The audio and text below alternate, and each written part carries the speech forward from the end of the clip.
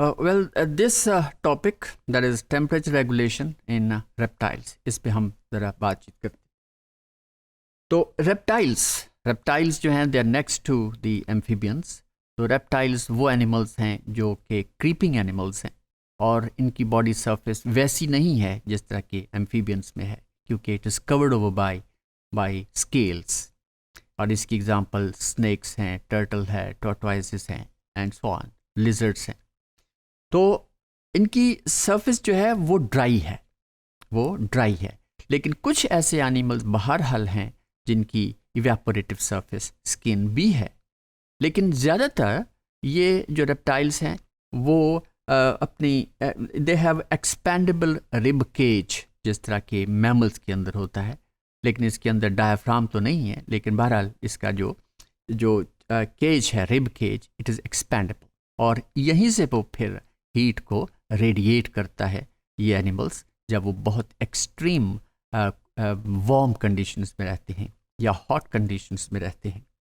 तो this is efficient ventilation of air, this is a very efficient ventilation of air, और जिसकी वजह से वो हीट को रेडिएट भी करते हैं थ्रू देयर माउथ्स.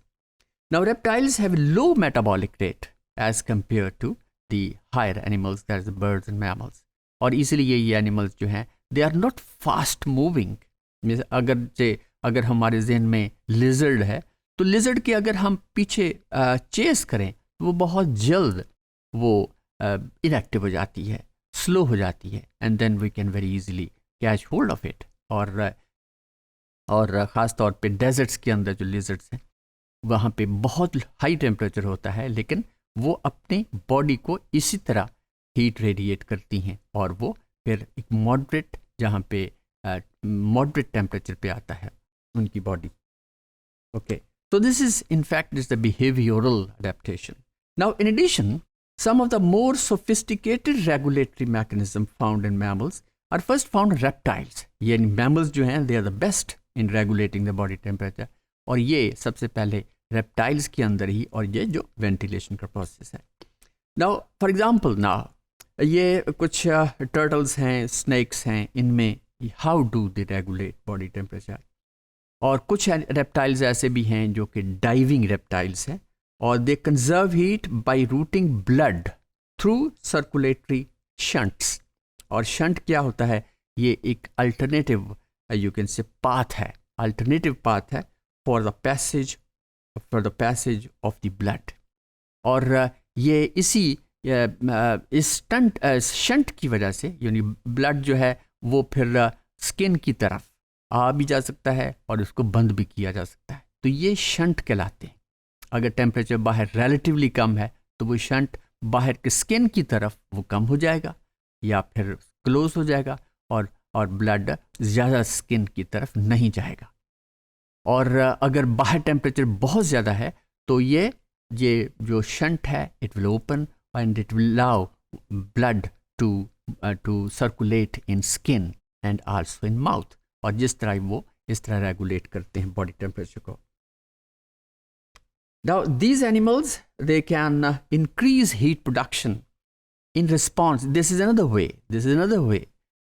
और ये क्या तरीका है कि harmonically they can produce more heat. उनका मेटाबॉलिज्म फास्ट हो जाता है, ख़ास तौर पे थायरॉक्सिन में और एपिनेफ्रिन की मौजूदगी में. So these are in fact the hormones. Now in addition, that is tortoises and land turtles. They can cool themselves through salivation. There are different ways to get rid of heat from the body. और वो क्या है? By salivation. Salivation क्या होता है? ताकि जैसे mouth के अंदर यानी सलाइवा से है ये salivating and frothing of the mouth, यानी कि झाग बन जाती है. और ये भी एक important mechanism है to radiate heat. Then or the urination, they spray urine onto the back legs, और जिससे वो एक किस्म की evaporating surface बन जाती है.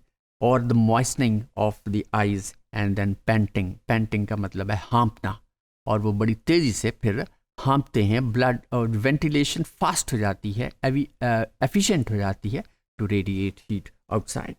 So these are the different animals which come under the heading of the reptiles. जिसके अंदर there's a tortoise, then there's a turtle, और ये और भी there's a small size turtle जिसे हम अपने हाथ के ऊपर भी ले सकते हैं, and then there's a snake. तो ये तमाम animals जो हैं they have there is the scales on their bodies, और they are dry skin, लेकिन फिर भी they have the adaptations to regulate their body temperature, जैसे हमने explain किया. So this is all about the temperature regulation in reptiles.